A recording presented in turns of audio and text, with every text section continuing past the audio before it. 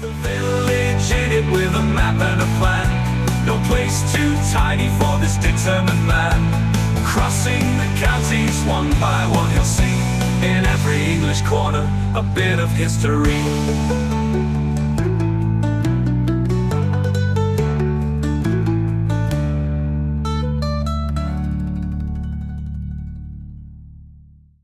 The High Peak series is sponsored by Gainsborough Cycles, 01427 617 752. For all your cycling needs, this is your one-stop shop located at 20 Ropery Road, Gainsborough, or online at gainsboroughcycles.com. There's a link in the description.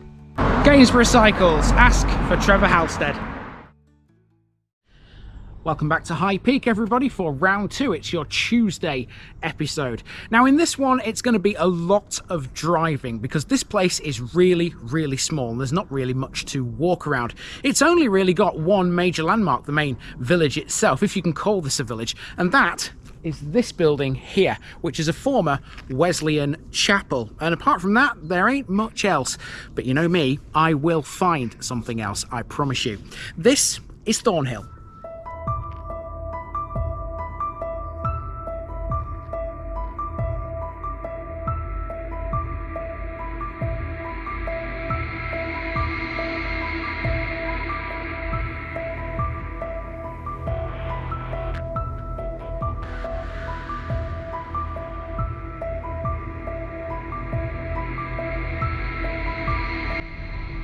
Thornhill, Thorntree Hill. We continue with High Peak today as we enter one of the lesser known settlements in the district. This is Thornhill, which lies between Bamford and Hope, just to the south of Ladybower Reservoir. Thornhill is tiny, and as such, there ain't a lot to cover in this one. Effectively, Thornhill is Bamford's little brother. The parish boundary between the two splits some things off from Bamford, meaning they fall within Thornhill. The most obvious of these is the sports field, which is entirely within Thornhill despite belonging to Bamford. Also within that bracket is a Quaker meeting house, which I'm sure some of you might have expected to see yesterday. No fear, it's here. Thornhill itself makes for a short yet interesting little walk.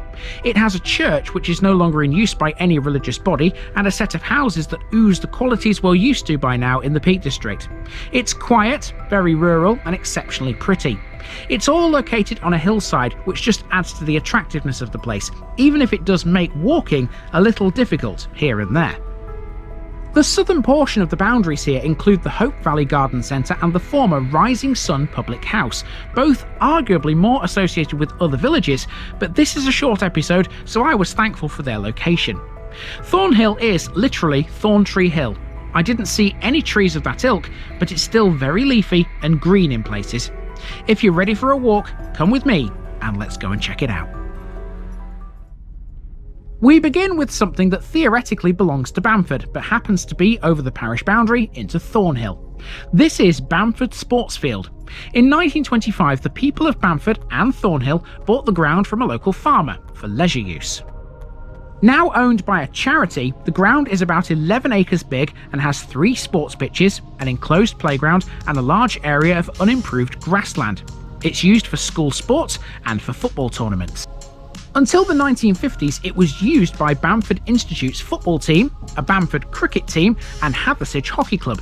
In the 1960s, events such as the Bamford Carnival took place here too.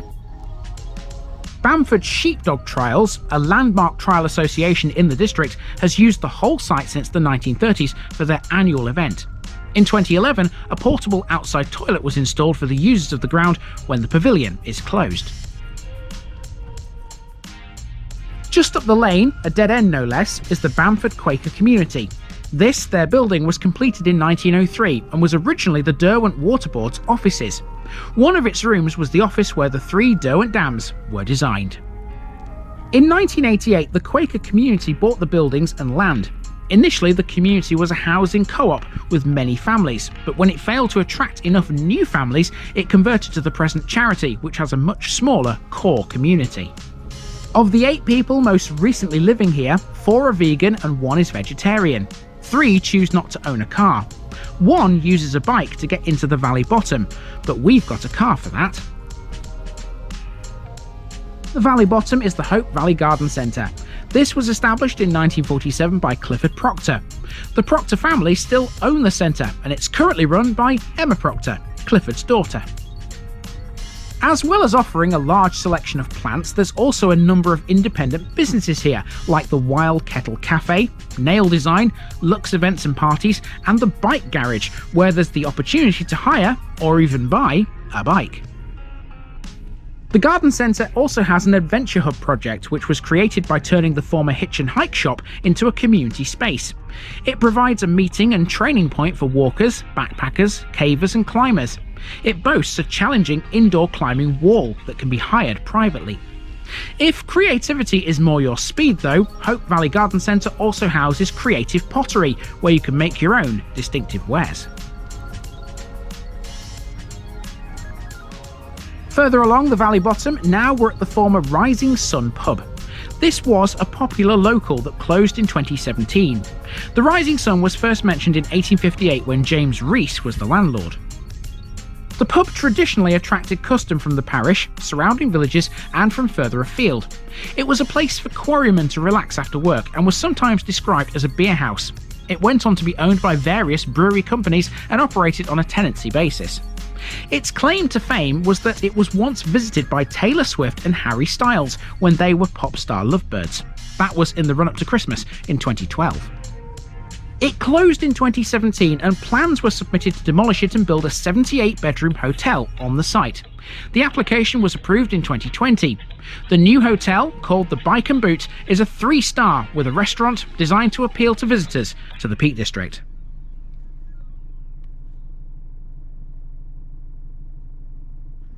Okay, so now we've driven up the hill and into Thornhill Village, and we're at the only major landmark that this place has, and that would be this former Wesleyan chapel that you saw in the intro. It's got a bit of history, this, though, to be honest with you. It's not just, an old chapel that's now occupied by something else. There's a bit of a tale to tell with this, so let's tell it. Now we're in Thornhill Village, and in terms of landmarks, there's only really one. That would be the former Wesleyan Methodist Church, which was built in 1863.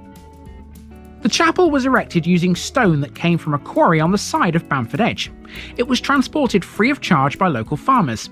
It became colloquially known as the Little Chapel on the Hill.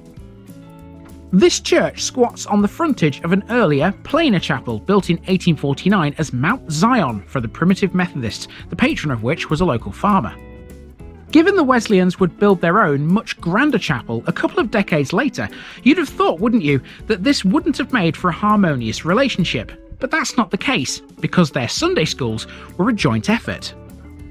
Early Methodist meetings in Thornhill were held in a building known as the Moot. That's this house here not far from the chapel.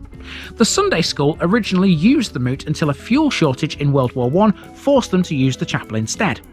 In 1956, woodworm rendered the Wesleyan building's ceiling unsafe, and today the building is used by a business, Stewartson's Picture Framing. Now, one thing I definitely didn't expect to see here in Thornhill, because it's so small, is one of these parish notice boards, but there is one, and that means that one of these is going to get left on it, and there you go, that is Thornhill done. 2 down out of 22 in High Peak. So now we're going to take a wander around the rest of Thornhill, and like I said, there's not really much more to it. We've seen the chapels, we've seen the Moot, and that's really all there is to talk about, but you never know, there could be something, so let's have a wander. As for the rest of Thornhill Village, well, there isn't much to tell. Thornhill was an ancient township in the parish of Hope.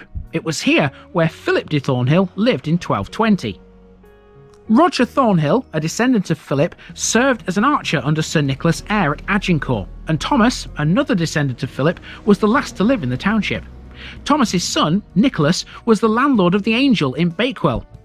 The old guides to Thornhill tell us that it once had a capital mansion, seat of the Thornhill family, but they sold that to the heirs in around 1400. Instead, they were happily settled at Hope Hall and allowed a branch of the Thornhills to remain as tenants. Thornhill certainly does possess a clutch of buildings worthy of attention too. As for the views, they're terrific, but trying to negotiate your way around this place in deepest winter might prove to be a daunting prospect, should you ever attempt it.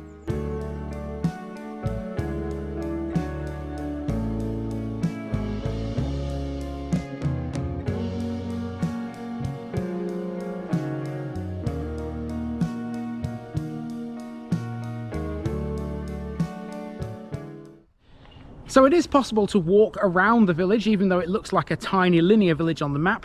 There's a footpath which kind of goes around these trees, which you can see behind me, that forms a neat little circle. The only problem is, it's uphill. The good thing about it being uphill, though, is that in places, you do get a good view. How about that? Isn't that awesome?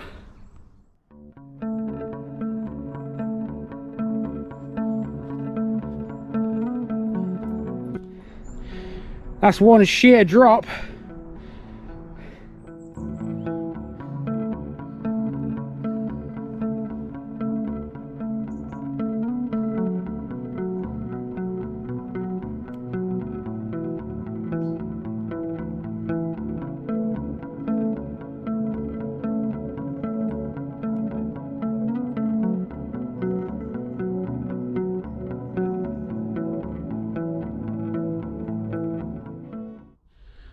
And we're back where we started. I'm just going to have a quick look at the Strava elevation graph, because that was a really steep hill.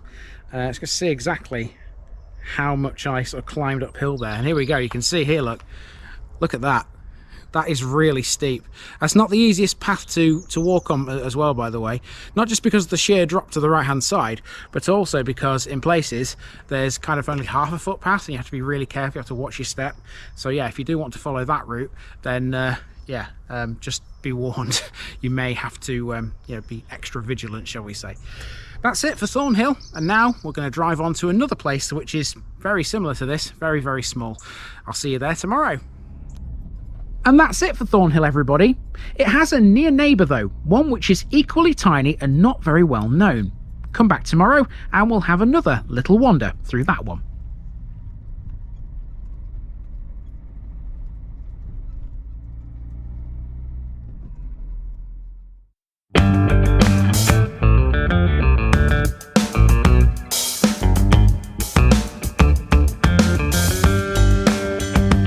Now, just before I go, remember, this video is part of a huge project to visit every civil parish in England.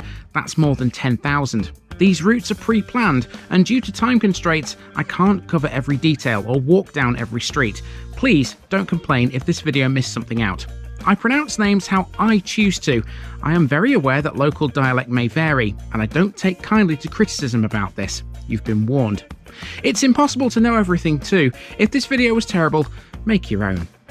If you're a regular watcher of The Village Idiot, you're not the only one. If you've got a small business, why not use my videos to advertise it? Leave a comment below if you're interested.